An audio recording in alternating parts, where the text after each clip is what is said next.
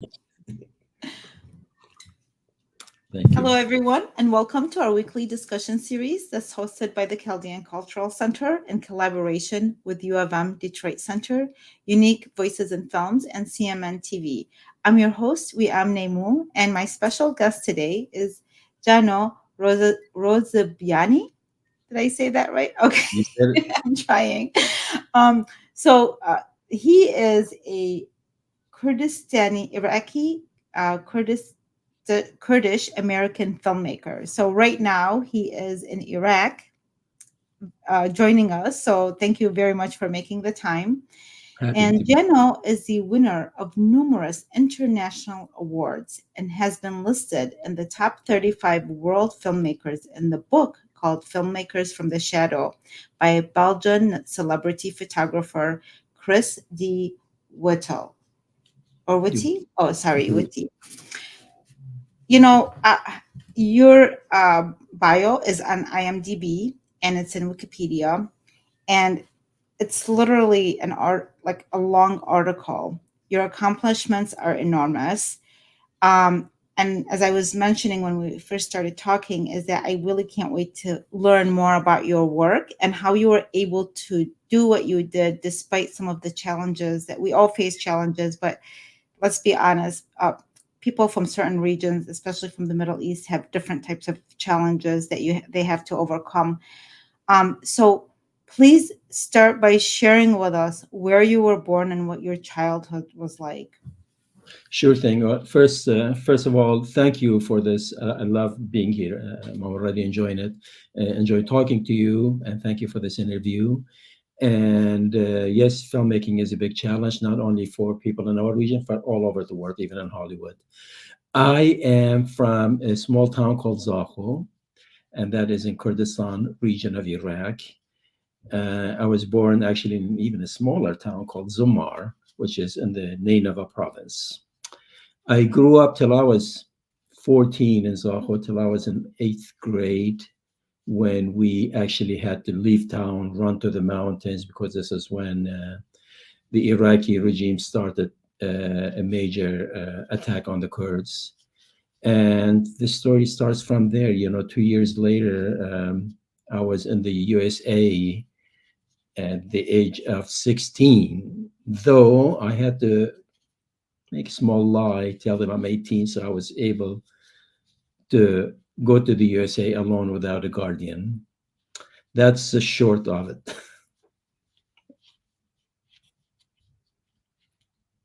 I want you to go a little bit though more about having experienced what you did in your region as facing the turbulence that you did at such a young age. And I read where even from a young age that some of the things that you do, you would under the tent or in your hiding, you were writing, you were sketching stories and images of what you were seeing happening. What was that like as a child? Oh, um, we lost him for a second, but I know he's gonna hop back up. So we're just gonna wait for him.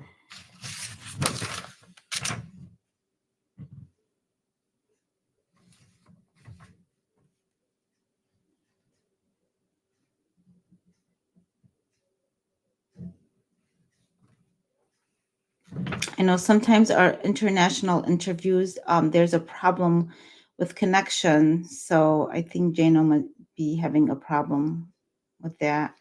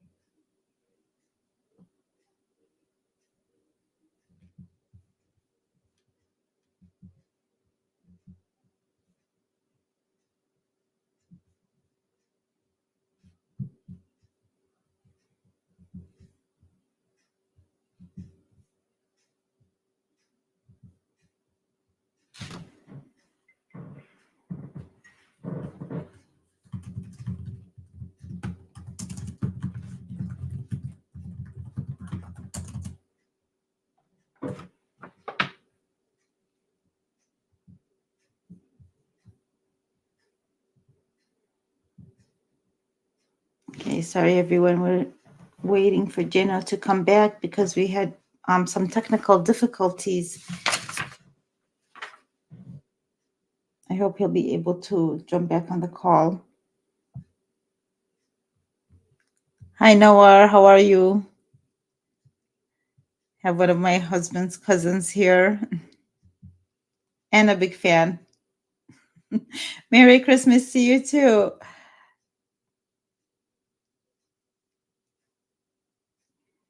I have a little Christmas tree in my office right now, but it's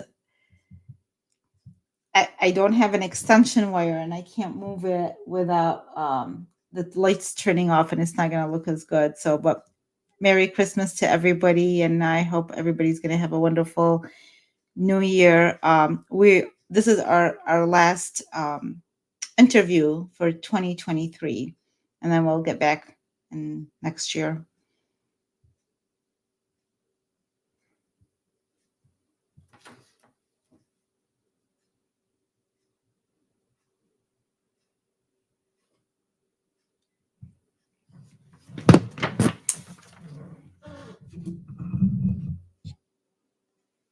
Let me see if I can call. No.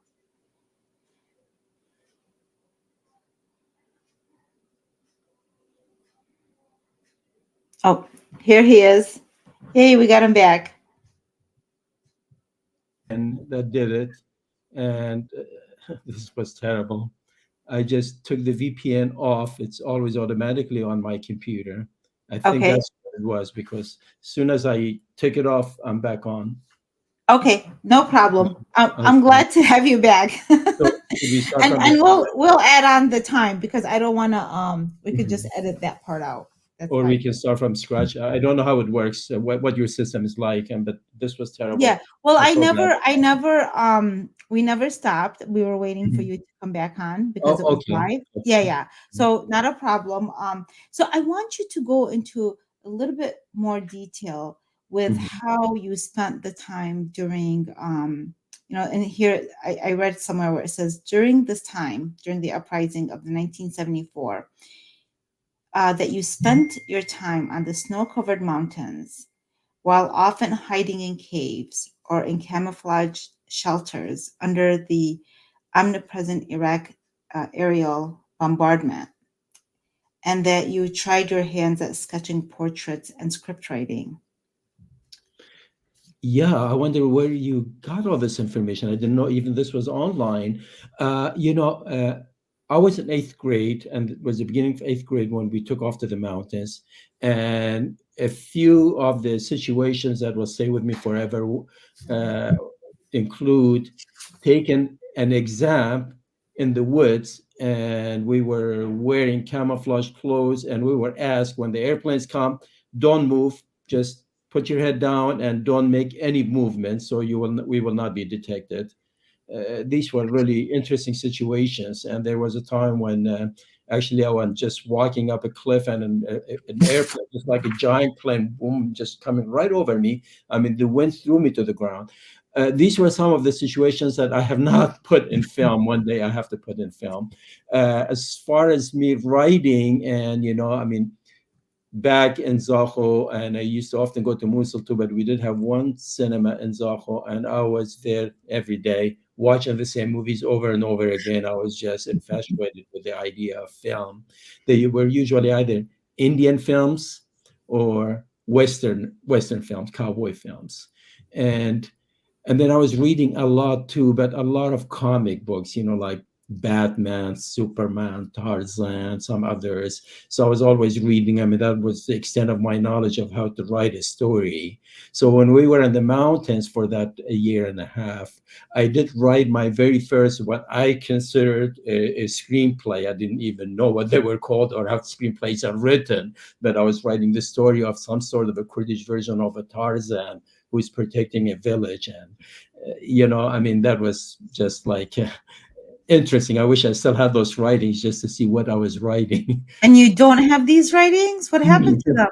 No, I was writing these things with pencil. This, as a kid, and but the idea of making films was always in the back of my mind, and until we finally immigrated uh, to Iran. This was during the Shah's times, and a year later, I was able to immigrate to be taken as a refugee in the United States, and give and take a couple years, 2 3 years I spent in Montana. Then I went to Washington D.C. And then when I started college, of course, I had to lie again, say that I had finished high school, which I hadn't, but I gave the exam and I passed, and I started college. And at the same time, I started taking acting classes in D.C. And I started really writing, and I was at nights I was running movie theaters as a projectionist and watching the same movies over and over again, studying, while daytime I was attending school.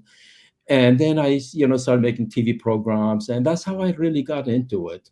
That's I did not study filmmaking per se, but went through all these other, my experience, and then what I was exposed to and what I was doing, especially watching a lot of movies, and then that's how I got into it. I started writing scripts, and I made my first film back in Washington D.C. Actually, even though it's not.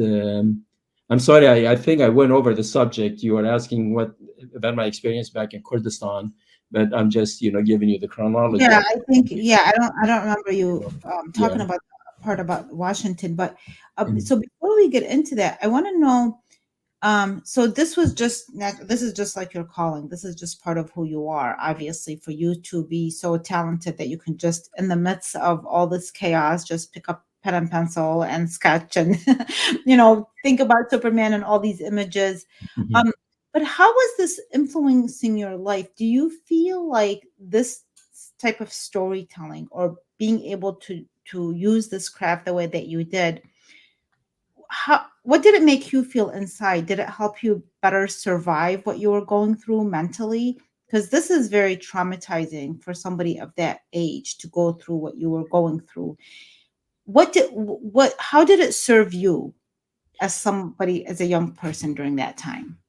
I think when I mean we're talking about those couple years in the mountains, after we have left town. When I was in town in Zaho as a kid, I was really at that age, I was still a bookworm. I was reading a lot. So back in the mountains, I had taken a few books with me, so I would be reading a lot. And as you mentioned, I was doing sketches as well. So I always saw stories visually, and I would read a book and I could visualize what I'm reading. And I think that was probably just a God's gift was given to me. So when I would write something, I would also write visually. And every filmmaker, every screenwriter should apparently does that, because you see what you're writing, you envision it. And I think I just enjoyed creating things. I enjoyed acquiring knowledge, especially reading a lot of books. I mean, some of the books probably were not suitable for my age. I mean, I know I keep going back and forth, but I remember one time um, when I would go to the library to pick books, and then I had to pass by a store that belonged to one of my teachers, and he was actually a Chaldean, and and I'll never forget this. I was, one of the top students. I was his favorite student, but every time I would pass by uh, he had some sort of a bookstore, and he would see these books in my hands, and he would tell me, "Jano, let me see what you got." And one time I had the book. 1001 Arabian Nights. And he looked at it. He just looked at me. He said, "No, you take it back. Take it back to the library right now. This is not for you." And but what I mean, I was reading anything and everything. All kinds of great books that Western books that were translated.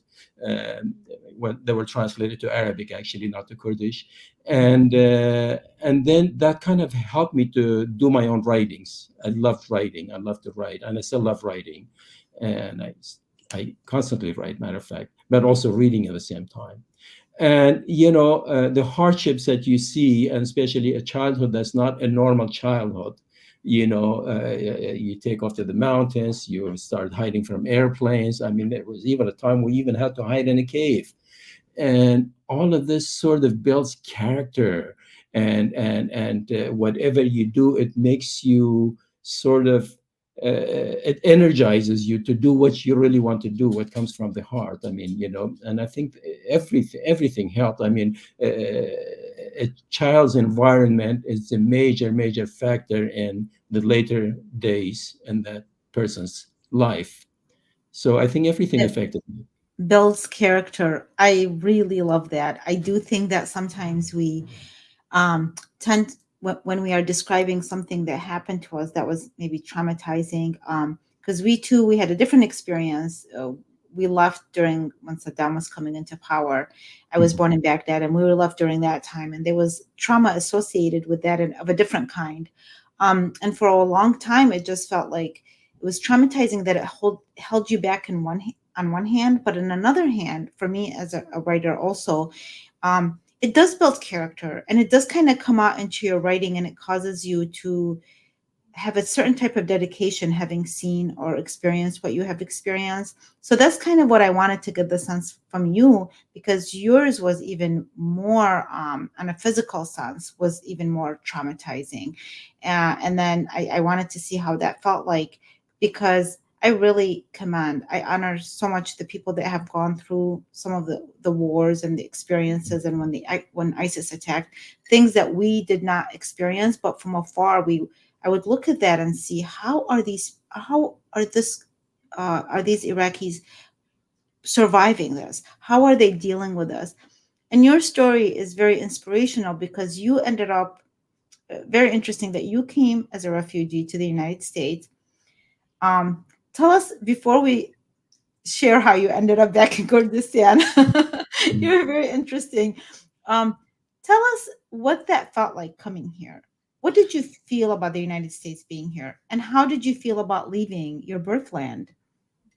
Well, first of all, because of everything that was happening in the birthland, so going anywhere that's safe, where you can actually build a future for yourself, was a welcome thing.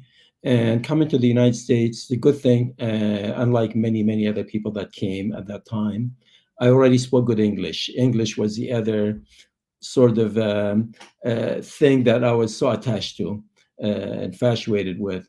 And so I didn't have any issues. And I spent the first couple of years in a faraway place, probably a place that didn't have any foreigners, not maybe I've saw only a few, and that was Montana, the state of Montana, Bozeman, Montana, where I spent the first couple of years. And so I quickly got integrated in the American culture. And my age also helped, being at that age, because some older people, it took them a longer time to sort of integrate.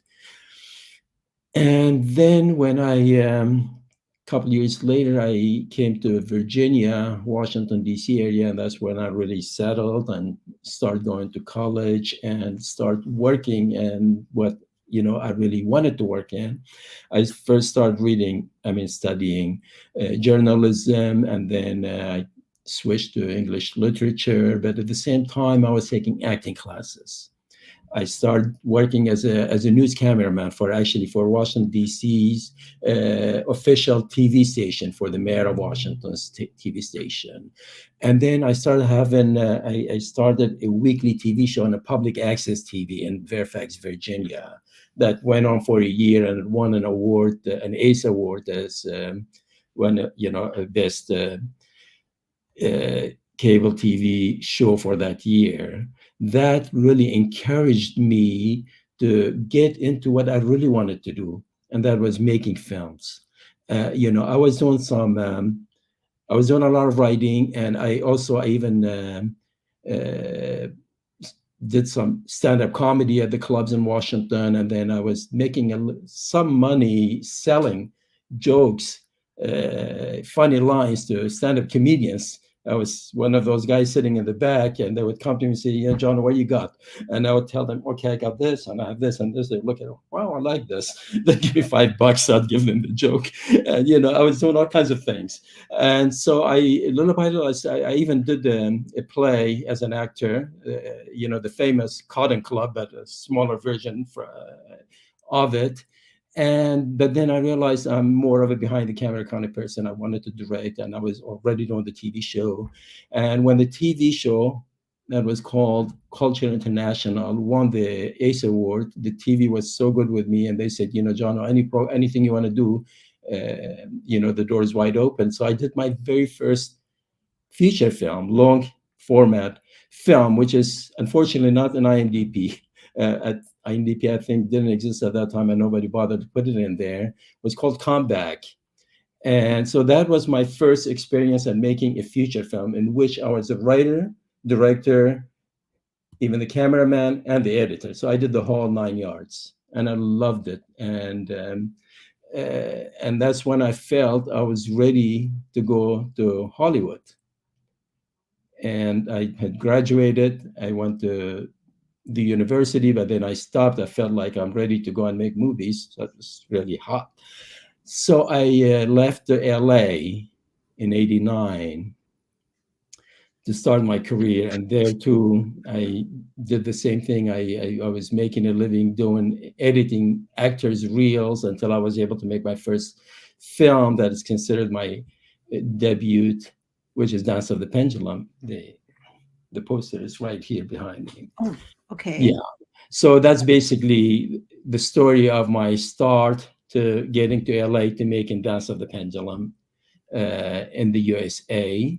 And I mean, I went there in '76. Dance of the Pendulum was made in '95. So that's almost 20 years later, after I had gone to the United States to make my first Hollywood movie, which I did shoot in Los Angeles, in the Hollywood Hills, in Studio City.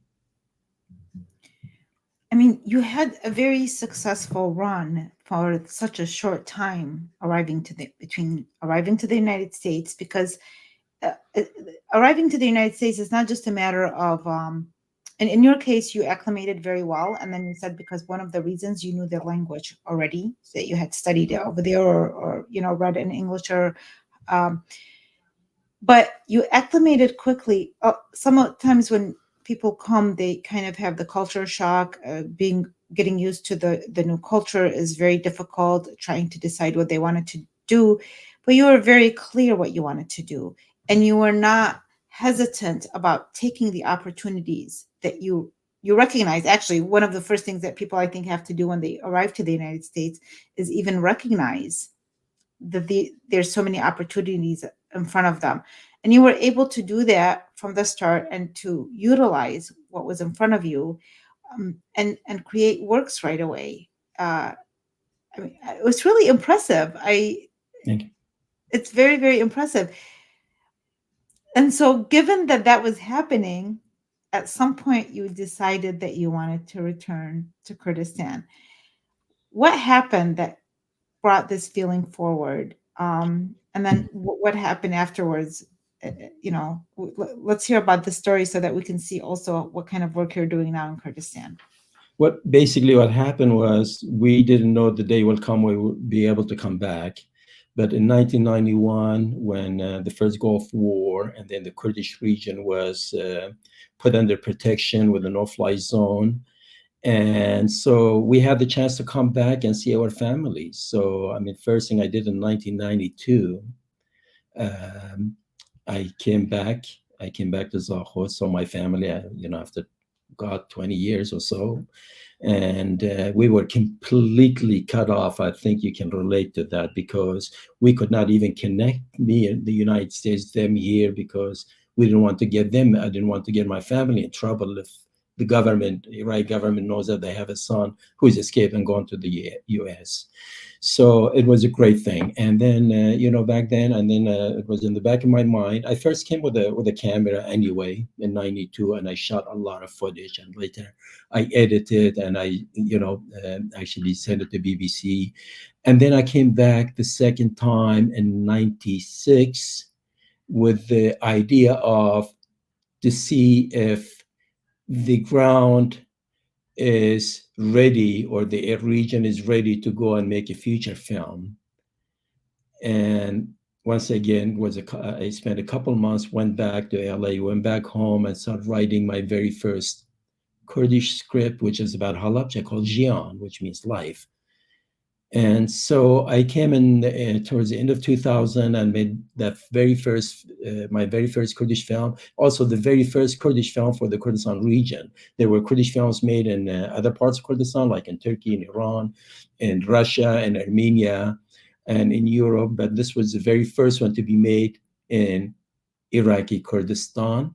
And so in 2001, I came and shot the film, and with the idea to stay here and help the film sector, help the young people, teach them filmmaking, and especially script writing, which is a blueprint for any film.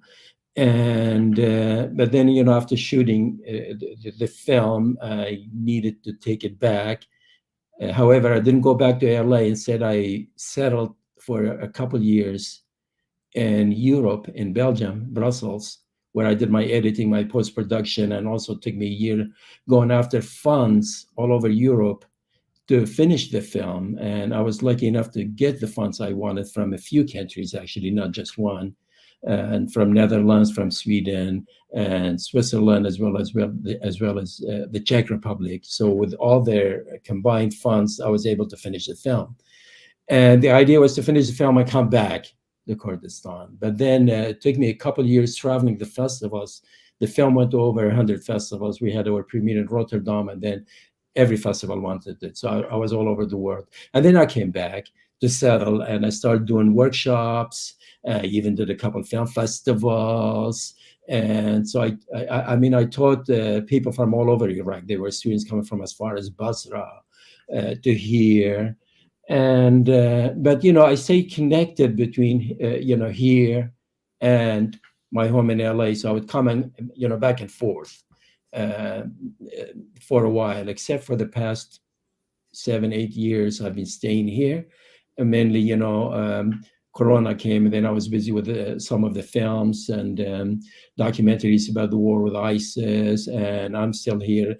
Really, I haven't been back to the States for almost 8 years now. I'm getting ready, in fact, in a month or two to return. So that's basically why I came and stayed here again, to really help the film sector here.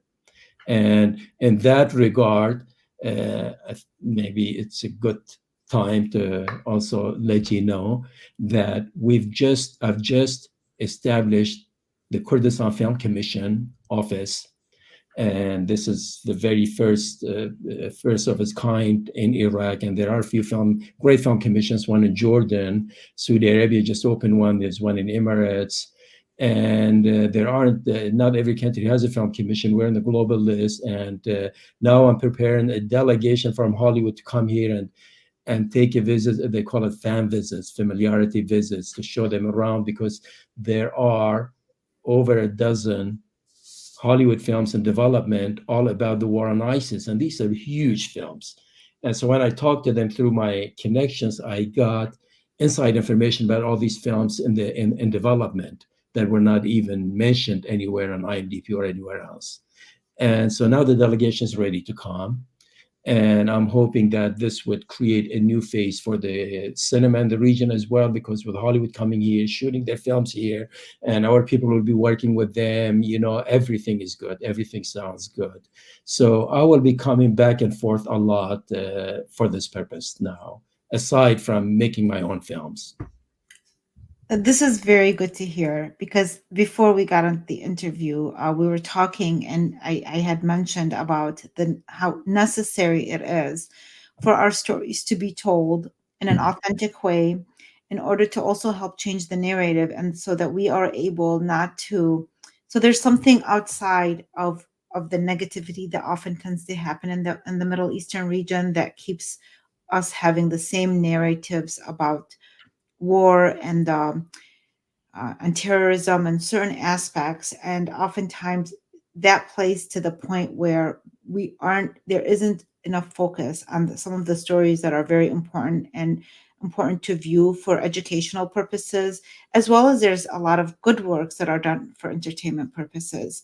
Mhm. During COVID, I had the chance. Netflix had so many films from the different parts of the Middle East, including Saudi Arabia. I saw some beautiful work, and I thought this needs to be even reach more and more people, so that we're not all put in this box of a description. And I want to say something about your land, the Kurdistan. A lot of the Iraqis, a lot of the Chaldeans and the Assyrians who have not been able to visit certain regions in Iraq, or for a while at least, one of the most wonderful experiences that they had, especially when they've gone, there was a lot of groups that went this year. I wasn't lucky to be one of them yet, but one day, inshallah. But when they come back, their most like happiest experience is the regions where they visited Kurdistan, and the things that they saw. They said, "Oh, you're not gonna believe, it looks like this. It's so beautiful. It's so safe." They and so when you were describing why you went back, I thought, well, yeah, I mean, the people that came back were just so touched by that. They don't even have the family specifically there. I do see it on TV, and it is impressive. It's like, wow, you wish that upon all of the Middle East to be. And there's a lot of countries that are like that. But again, a lot of them are not. And you really pray and hope for that. And I'm happy that you're having a film commission in different parts of those regions, because our stories are unique, our stories are important, and they need people like yourselves to help support the process. Wonderful. Yeah, definitely. The ground is really set for it, and as you said, it's unlike the rest of Iraq, Kurdistan is very safe, and thanks to the Asayish, and they're trying to keep it safe. And there are people from all over the world here. In fact, you just walk down the street, you go to any cafes, you see people from US, all over Europe, even Latin America, Japan, and Korea, and China, from everywhere, from other Arab countries. And for instance, today I was at a pet store talking to the owner, getting some. We have a little pet, and the guy, he was talking Kurdish, but then he said he's Jordanian. He came and opened a store here. And there are Chinese that have opened Chinese stores. I have a friend from Netherlands just opened a cafe. I mean, it's that somehow that the folks here have tried to emulate Dubai, and with all the skyscrapers and life's amenities, and then you get like millions of tourists from all over Iraq coming here, and to them, this is like the Europe of Iraq.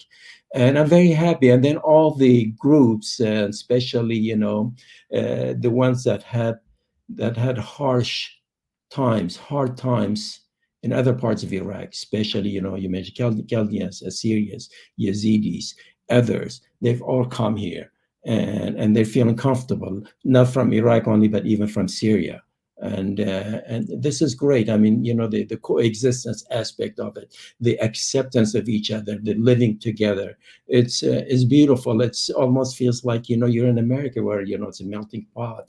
And Yeah, next you're time. creating something new. There's opportunity for something new, because we realize that there are certain things happen in history.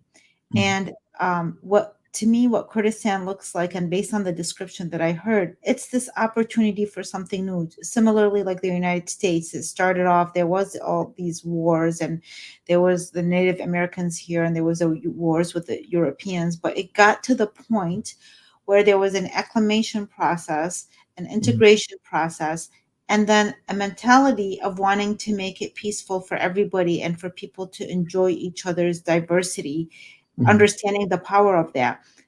The description, honestly, of Dubai, which I have people, friends that also live there, mhm, and of how people are describing Kurdistan, mhm. that is the image. And so you guys are creating a model. um, any community that does that is creating a model of how the entire region can look like. So mm, Very, very inspiring. So, aside from the filmmaking aspect, which this is a different area where I will help people like hear our voices, but also the country at large and just all different fields is being mm, so diverse and opening up to so many different communities. mm, mm. Um, you know, based on you have lived where you live and coming to the United States and going to Europe, what is some a message that you would give people in our community, particularly, and regardless of whether they're inside Iraq or outside of Iraq? What message? What is something that you feel from your observation that may be an area that could help strengthen us so that we can kind of live in some of that way that we're describing right now, basically maybe a message and advice that you can give our communities. Well, basically, and this goes for every community, especially those communities that have been kind of sidelined, like Kurds, Chaldeans, Assyrians, other groups that have not had their own sovereignty, and they deserve it more as any other nation, as any other group in the world. These groups need to really stick together, and they need to come back to their homeland, to the place of their ancestral. They cannot just leave it behind because situations are calling for it, and help any way they can. They can always go back, like I do. I come and go. And in terms of the film sector, it's the best medium to tell your story, to show your culture, the rich heritage and culture and history that we have. Not only, the issue, the problems that we have, the political ones or the wars, but all the other aspects of the culture, the all these civilizations in the world that was here in Mesopotamia. All these groups need to come and make films about them, about all of this. We need to let the world know, and the film stays forever. It travels all over the world. So that's, I would tell any young person from any of these groups, if you're into filmmaking, do it and come here and go and be free, and you will be serving your people. You'll be serving yourself, and it's just a great thing to do. That's what I would tell everyone. Yeah, it is a service, honestly. It is a way to use our creativity to also not only express ourselves and create something new, but it's also to serve the communities that we come from. Exactly. Jano, I really loved conversing with you. I want to know a little bit more. I mean, how can people view your work? And what are you working right now on, and how can they see your work? Because I'm one of the ones I'm interested in it, and maybe what we can do for in 2024 is we're planning right now for programming for 2024, so maybe we can um, show your film, even if it's online, and have you present. And I do hope that you consider coming to Michigan one day because of the large Mhm. population of Middle Easterners that are here. But I think your films are very important. And maybe we can do a screening, whether online or in person, inshallah, one day. I think that would be amazing. I'd be more than happy to do that. In fact, I have in mind to do something that no other filmmaker has done, and that is to do a tour of a few of my films, first around USA, and then Europe, and then Latin America. Just like a theatrical group or music band will do a tour. I want to do a similar kind of tour. I did tour many of a handful of American universities with a couple of my films in the past, and I'll be happy to come to. I think I've been there once with one of my documentaries that was sponsored by the State Department back in 2004, and I'll be very happy to come to Michigan. You said you're in Michigan, right? We're in Michigan, yeah, and Oh, no. we have the largest population of Middle Yes. Easterners here. We have the Arab Oh, American yeah. National Museum, we have the Chaldean Museum here, and the Arab American National Museum is the only Arab American museum in the United States. The Chaldean Museum is the only Chaldean museum in the world. So Beautiful, this beautiful. community really this audience would benefit from it, as well Mhm. as everybody, of course, internationally. But I think this is one of the things I love about Michigan. It's we consider it very sacred land where some of the things that we discussed, how the Kurdistan has been able to become diverse and all these different people are able to live together in harmony. That's what Michigan represents for us as well as Muslims, Christians, Jewish, blacks, whites, that we can Beautiful. come together and work together. So yeah, we would love to one day connect in person. I because again, your work addresses the very things that we'd like to support. So we hope to do Beautiful. that. Yes. I look forward to that. And, just want to quickly plug this in. Not all my films about, atrocities and war, because as I mentioned earlier, I started off writing comedy. So there's always good sense of humor. And I totally agree. I totally my and, recent film has got so much humor in it because if you go into our households, you know that there's a lot of love and there's a lot of humor, and it's not always about serious stuff. it's It, part of humanity. Yeah, you it's have to part of have that. humanity. Yes, Yeah. that's what connects us together. Yeah. As far as my next project, actually, at the moment, I'm developing a few projects, one of which is a mini series on the Yazidi genocide, especially the women that were taken captive. And it's about the ones that have been rescued, and sort of as a fictional series based on real life persons, vaguely based on them, loosely based on them. And I'm in discussions with Netflix, and they love the idea. They're only waiting for me to prepare or to produce the pilot for it, because that's their standard procedure. So once I have the pilot produced and take them, hopefully it will be picked by Netflix, and it'll be the first series from our region on Netflix.